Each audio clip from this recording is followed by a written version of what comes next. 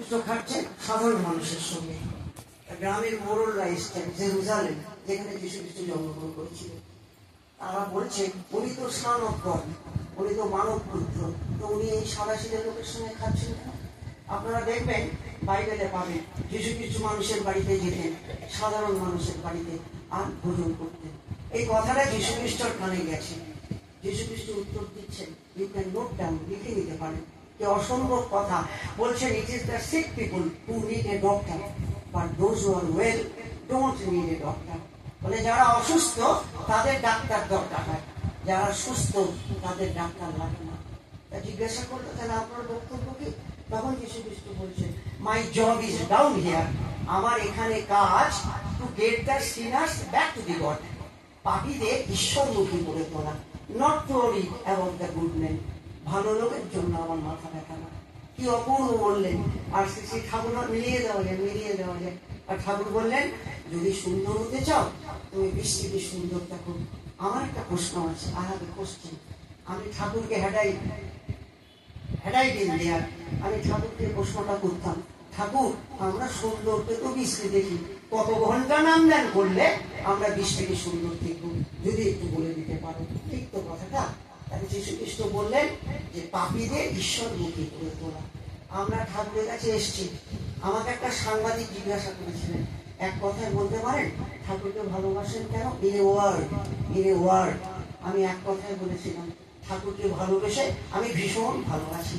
এই ভালো থাকার থেকে আমি বিচ্যুত হতে চাই না বললে নয়। আজকে যখন এখানে এলাম, 2 বছর পরে এলাম, বিকালবেলা এখানে এত সুন্দর একটা আলোচনা বসেছিল, ইয়ার কি ফাজলামি, মানে হাতাহাতির মতো জায়গায় চলে গেছিল, এমন পরিস্থিতি সৃষ্টি হয়েছিল। এত সুন্দর। সদ্য তপন সান্যালদা আমাকে অনেক ছোট থেকে চেনেন, আমাকে অনেক অনুষ্ঠান করেছেন।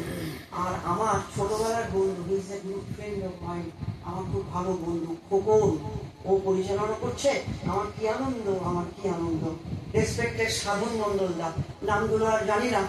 রেসপেক্টের সুভাষ ব্যানার্জি মহাশয়ের ভাই এসছেন।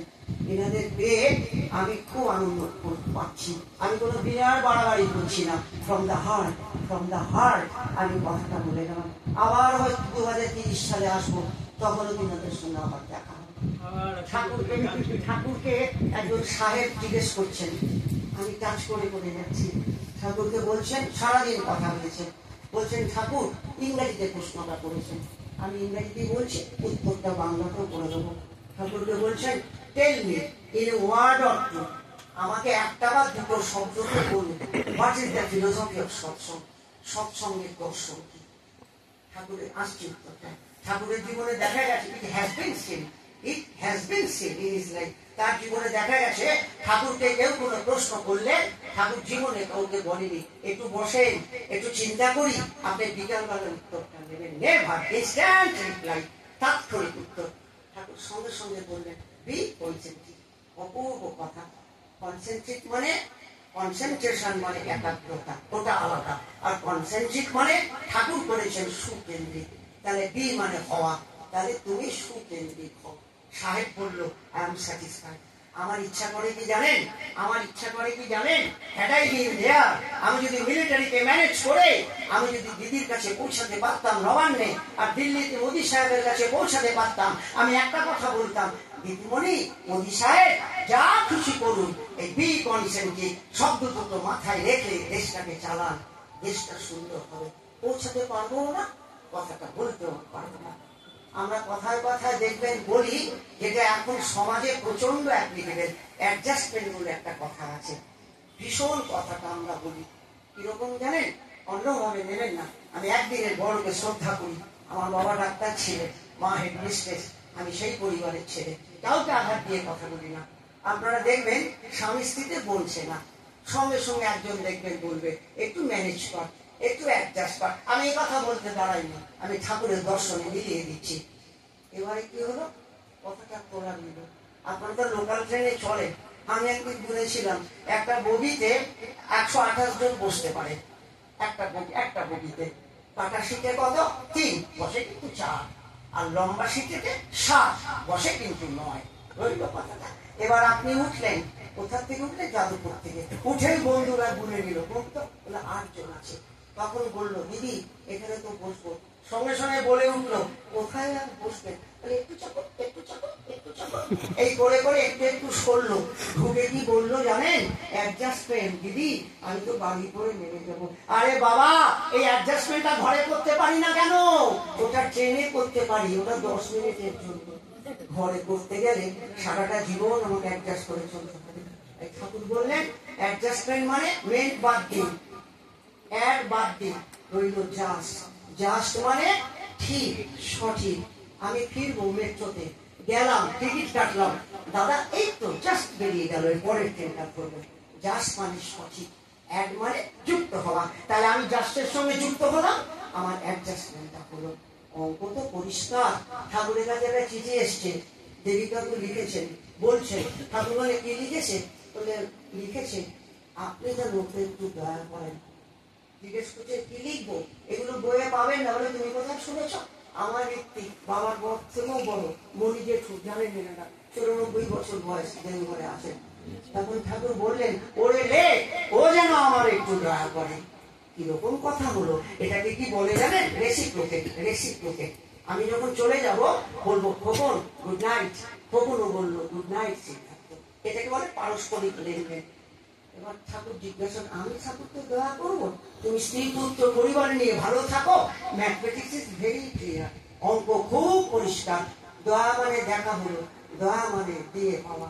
ও যেন আমার জীবনে কিছু দেয়। মিলে গেল, মিলে গেল। ঠাকুর বললেন, ওরে বল ও যেন আমাকে একটু দয়া করে, ও যেন জীবনে আমাকে কিছু দেয়। বলুন তো জলের ফর্মুলা। আমি কিন্তু বিজ্ঞানের ছেলে না, আমি ইংরেজি নিয়ে পড়াশোনা করেছি। আমি আপনাদের এখানে আসি শখের বাজারে মাসে 2 বার করে, আমি ইংলিশ পড়াই আর শখের ইংলিশ শেখাই। এখানে আমার 3-4 জন ছাত্র আছে, এসে আমার বিকালবেলা ফিরে যাই। কিরকম, তা কিরকম করে আমরা ঠাকুরকে ভালোবাসবো? একটা কথা জিজ্ঞাসা করবো, ছোট বড় কথা হয়ে যাবে। বলুন তো আজকের পৃথিবীতে সব থেকে বড় সমস্যা কি? আমি তো সারা ভারতবর্ষ যাই, ঠাকুর একটা গুণে দিয়েছে আমাকে। বলি আমি আজকের পৃথিবীতে সব থেকে বড় সমস্যা, কেউ কাউকে সহ্য করতে পারছে না। মিলিয়ে নেবেন কথাটা, মিলিয়ে নেবেন কথাটা। আমি আপনাকে সইতে পারছি না, আপনি আমাকে দেখলে ঘিন করে দিচ্ছেন। বিরোধী জানেন, ঠাকুর রামকৃষ্ণদেব বললেন তারই বর্ষ পেট কাটা সহ্য বানান কি? নিচে গ্রামার নিয়ে আলোচনা হচ্ছিল, দাদা আছেন, অমাইটার মাই, ওই দাদা আছেন বলে খুব সুন্দর আসর বসেছিল। এরপরে এলে দুটোই চলে আসবো, যাতে নিচের আসরটা আবার পাই। তাহলে কিরকম না, আমরা কিন্তু ঠাকুরকে ভালোবাসি। আর একটা কথা জিজ্ঞেস করছি, বলুন তো মানুষ পৃথিবীতে, আমি বলছি বলে মেনে নেবেন না, মারার মতো বলে মানবেন, মানুষ পৃথিবীতে সব থেকে কাকে বেশি ভালোবাসে? নিজেদের। Yes, psychologically prove. আমি আমাকে যতটা ভালোবাসি, আমি আমাকে যতটা পছন্দ করি, আমি পৃথিবীতে কাউকে ততটা পছন্দ করি না। কারণ আমার বায়োলজিক্যাল গেটআপ, আমার মেন্টাল মেকআপ, আমার সাইকিক্যাল কন্ডিশনসটা এমন ভাবে তৈরি, কিডনি, লাংস, স্টমাক, যে আমার জীবনের সব থেকে আমি প্রিয়। একটা কথা বলি, একটা উদাহরণ দিই, আপনারা দেখবেন it is not a bad practice, এটা খারাপ কিছু না, খুব ভালো জিনিস। ছেলে মেয়েরা যখন প্রেম করে, খুব ভালো জিনিস, তখন দেখবেন একজন আরেকজনকে বলে আমি না আমার থেকেও তোমাকে বেশি ভালোবাসি। এই কথাটা বলে কেন বলে বলুন? আমি তো জিজ্ঞেস করতে গেছি, তুমি এটা বলছো কেন? বলে কেন জানেন? ওকে বুঝাতে চায় আমি তো সব থেকে বেশি আমায় বাসি, তারপরেও যদি বাসি তোমাকে বাসি। কেন বলে জানেন? যাতে হাত ছাড়ানো হয়ে যায়, চলে না যায়। সেই জন্যই বলে আমি আমার থেকেও তোমাকে বেশি ভালোবাসি, ওকে পাওয়ার জন্য বলে। It is not a bad practice. আমরা ঠাকুর বললেন যে নিজেকে ভালোবাসতে পারে না, যে নিজেকে শাসন করতে পারে না, সে অন্যকে ভালোবাসতে শাসন করতে পারে না। আমরা ঠাকুরের কাছে এসছি, আমি আমার মতো হয়ে উঠবো, আপনি আপনার মতো হয়ে উঠবেন। বিজ্ঞানী কি বলছে? জলের ফর্মুলা একটা বাচ্চা ছেলেও জানে, 2 ভাগ হাইড্রোজেন 1 ভাগ অক্সিজেন। আমি এই কথা বলতে দাঁড়াইনি, আমি ঠাকুরের দর্শনে মিলিয়ে দিচ্ছি। তাহলে 2 ভাগ হাইড্রোজেন 1 ভাগ অক্সিজেন। খুব মন দিয়ে শুনবো। আমার কাছে না হাইড্রোজেন এলো, আমি বলছি জল দাও, আমায় জল দাও। হাইড্রোজেন কি বলবে? বলে আমি তো জল দিতে পারবো। বলে যাও না, অক্সিজেনের সঙ্গে যুক্ত করে দাও। অক্সিজেন এলো, যুক্ত হলো, জল হলো। কথাটা রইল। এবার সোডিয়াম ক্লোরাইড, নুন, সোডিয়াম প্লাস ক্লোরিন, সোডিয়াম এলো, ক্লোরিন এলো না, নুন হবে না। তাহলে দুটোকে যুক্ত করতে হবে। আমিও বলে যাই দাদা, আমিও যদি জীবনে কিছু করতে চাই, তাহলে আমাকেও আমার জীবনটা সেই জীবনের সঙ্গে যুক্ত করতে হবে। হাইড্রোজেন একা জল করতে পারে না, অক্সিজেন একা জল করতে পারে না। দুটো পজিটিভ যদি লাগে ধ্বংস হয়ে যাবে। নেগেটিভের সঙ্গে যুক্ত হলো, পজিটিভটা আলো জ্বালাবো। ঠাকুর সব পারেন। কত কথা মনে পড়ে, বললাম খোকনকে, আমার খুব খুব ভালো বন্ধু, আমি যদি ওর চালানো হতে পারতাম তাহলে জীবন ধন্য হয়ে যেত। কিরকম না, আমরা ছোটবেলা থেকে কি জানি, পৃথিবীর সূর্যকে কেন্দ্র করে করে যে আর্থ মুভস রাউন্ড দ্য সান, চুল হয়ে যা আমার বাবা এটাকে কেন্দ্র করে ঘোরে, আমি থাকতেই হই। তাহলে বলছো কেন? বলছি কেন জানেন, ওখানে কি বলছে, পৃথিবী সূর্যকে কেন্দ্র করে ঘোরে, আর্থ মুভস রাউন্ড দ্য সান। এর আগে কি ছিল? গ্যালিলিও যুগের আগে সান মুভস রাউন্ড দ্য আর্থ, গ্যালিলিওকে মেরে ফেললেন। কি প্রমাণ হলো? পৃথিবী সূর্যকে কেন্দ্র করে ঘোরে। পৃথিবী যদি 1 সেকেন্ডের জন্য সূর্যের থেকে কক্ষচ্যুত হয়ে যায়, দাদা লায়লা লাগবে না, করোনা লাগবে না, সেকেন্ডের মধ্যে পৃথিবীটা ধ্বংস হয়ে যাবে। তাহলে যুক্ত হয়ে আছে, ঘুরছে। আমি বলি আমি নিজে ইংরেজিটা তৈরি করেছি, earth moves round the sun, man moves round east. ঠিক আছে, তাহলে মানুষ ইষ্টকে কেন্দ্র করে চলবে। আমি যদি ট্র্যাক অফ দ্য লাইফ যদি তার থেকে যদি আমি বিচ্যুত হয়ে যাই, তাহলে আমার জীবনটাও ধ্বংস হয়ে যাবে। বলে যাই দাদা, আবার কবে দেখা হবে? এই মাছ মাংস নিয়ে একটা বিরাট যুদ্ধ, ঝামেলা। কেন খাবো না? আমি তো বেশ ভালো আছি। আমি বিজ্ঞানকে একটু বলে যাচ্ছি, এখানে থাকতে পারেন ডাক্তার বিজ্ঞানী, আমি দায়িত্ব নিয়ে বলে যাচ্ছি সায়েন্স গুলো। বললাম বাবা ডাক্তার ছিলেন, আমি ডাক্তার না, ডক্টরের অনেক তফাৎ আছে। কিরকম? ঠাকুর একদিন জিজ্ঞাসা করছেন, আমি অনেক বড় বড় কনভোকেশনে বলেছি, এই দেখ তো ভেজিটেবল কথাটার মানে কি? বলে যাই আজকে। ভেজিটেবল মানে সবজি, আর ভেজিটেরিয়ান মানে নিরামিষাশী। তাহলে ভেজিটেবল শব্দটা দেখা গেল। কি বললো জানেন?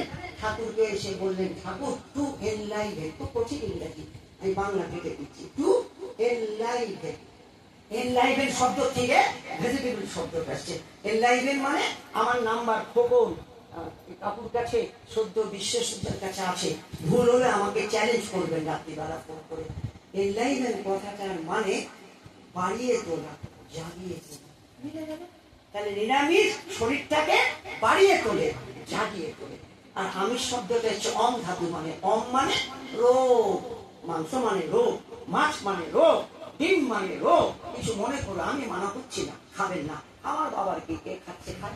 আমার একটা ছাত্রী শখের বাজারে এমএ পড়ে, আমার কাছে পড়ে স্পোকেন ইংলিশ শেখে। একদিন আমাকে জিজ্ঞেস করতে, স্যার মাংসে 18, চিকেনে 16, ডিমে 12% প্রোটিন আছে, খাবো না? আমি বললাম, আমি এবার বলি তুমি লেখো, আপনারাও লিখে নিন।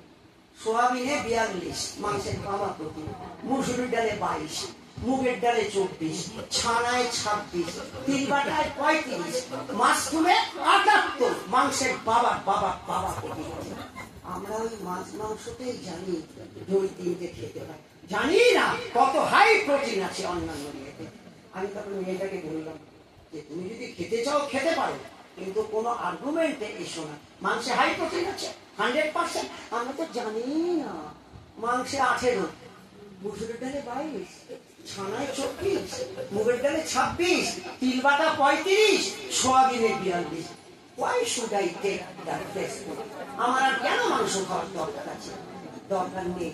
আপনাদের একটা কথা বলে যাই, 3টে জিনিস যদি আমরা পালন করি, I am not giving advice to anybody, আমি কাউকে উপদেশ দিচ্ছি না, কিন্তু just I am discussing.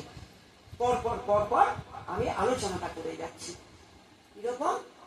Corona দায়িত্ব নিয়ে বলে যাচ্ছি। আমি বলছিলাম আমার এখন 61, কয়েক বছরের ছোট এনাদের থেকে, গত 10 বছরের ডাক্তার যায়নি, রোগ কি বলে জানি না।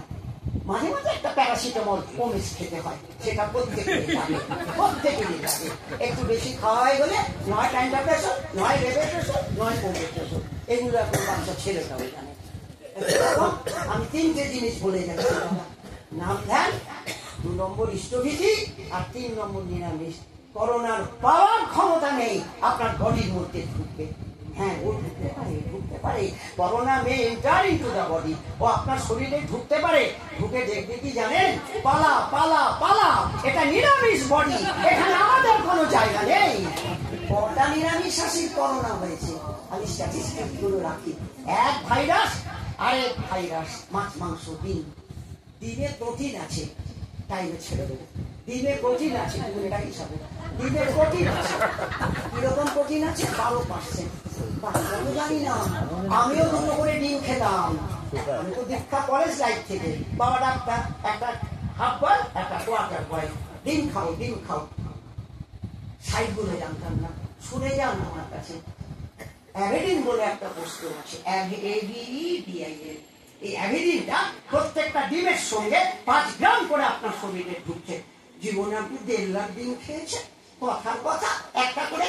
তাহলে প্রত্যেকবারে আপনার শরীরের মধ্যে অ্যাভেডিন ঢুকেছে, এটা আমরা জানি না। এবার প্রশ্ন করুন, অ্যাভেডিন কি করে?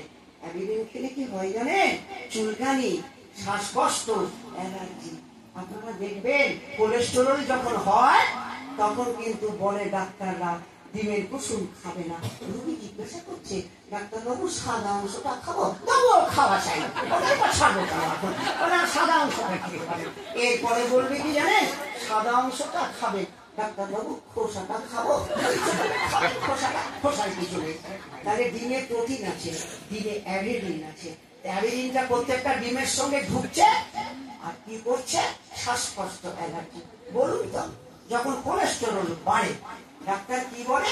রেড মিট খাবে না, ডিমের কুসুম খাবে না। আমি একটা কথা বলতে চাই, বলতে পারবেন কটা নিরামিষাশীর কোলেস্টেরল হয়? হবে কি করে? আলু, বেগুন, কাঁচা কলা, পেঁপে, কুমড়ো, চিচিঙ্গা, এগুলোতে প্রাকৃতিক আহার, জমিতে হয়, ওগুলোর থেকে কোলেস্টেরল হয় না। তাই নিরামিষ চেষ্টা করবো খেতে। দুটো কথা বলে ছাড়ছি। অনেক বাড়িতে আমি দেখেছি, আপনি নিরামিষ আসি না, শুক্রবার আমার হাড়ি করাই মাথা। যদি বেআই মশাই আসে, আমি বলে দিই, বেআই মশাই ঘরে কিন্তু মাছ পাবেন না। আমি একটা কথা বলবো, বৃহস্পতিবার মুরগির ঠ্যাং খেয়েছি, সারা রাত বডির মধ্যে। শনিবার সকাল হলো, ওই বাড়ির মা জিজ্ঞেস করছে, আজ তো শনিবার, দিন বৃহস্পতিবার, কি হবে আপনার একদিন নিরামিষ খেয়ে? কোথাও ঠাকুর মুরগুলো শুনতে বলা নেই। সারা রাত মুরগির ঠ্যাংটা বৃহস্পতিবার আছে, কোলোনে একটা যন্ত্র আছে। এই শুক্রবার হলো নিরামিষ, শনিবার হলো আজকে চিকেন স্টু, কোথাও লেখা নেই একদিন। তাই চিন্তা করে দেখবো আমরা কি খাবো। আমার শেষ কথা বলে যাবে সেরকম। আমার শেষ কথাটা কিরকম? এটা ভারতের দর্শনে গল্পটা বানানো হয়েছে, অপূর্ব একটা কাহিনী, ঋষিরা বানিয়েছে। এরকম স্বামী স্ত্রী বসে আছে, উচ্চাঙ্গের গল্প, বাসর ঘরে। এটা কিন্তু কাল্পনিক, it is imaginary, did not happen. এটা কিন্তু ঘটেনি। স্বামী স্ত্রী বসে আছে বাসর ঘরে, দেবদেবীর ফটো। স্বামী তার স্ত্রীকে জিজ্ঞাসা করছে, কি সাংঘাতিক গল্প, হ্যাঁ গো, আমার তোমার কেমন লাগছে? আমার স্ত্রী বলছে, আমি যদি এখন বলি এমন স্বামী জনম জনম ধরে যেন পাই, তোমাকে আমার খোসামত করা হবে। আর তুমি যদি আমাকে পাল্টা বলো, এমন বউ সকলের ভাগ্যে যেন জোটে, আমাকে তোমার খোসামত করা হবে। তার স্ত্রী যেন রেগে গেছে, সংকার দিয়ে বলছে, তত কথা শুনতে চাই না, আমাকে তোমার কেমন লাগছে? কয়েক সেকেন্ড ঘুম মেরে বসে আছে। ও তো ভারতের মেয়ে, টই টই টই টই টই টই করা নিয়ে সাধিকা। কিছুক্ষণ পরে বলছে, চলে যাচ্ছ কেন, রেগে যাচ্ছ কেন? সবে তো জীবনের লগ্ন শুরু, এসো না, ঈশ্বরকে সামনে রেখে আমরা ঘর করা শুরু করি। আর ঘর করতে করতে দুজন দুজনকে জানতে পারবো, কাকে কার কতটা কেমন লাগছে। আসুন দাদা, ঠাকুরকে নিয়ে চলা শুরু করি। আর তাকে নিয়ে চলতে চলতে বোঝা যাবে তুমি অনুপম, তুমি দেবকম, তুমি অদ্বিতীয়।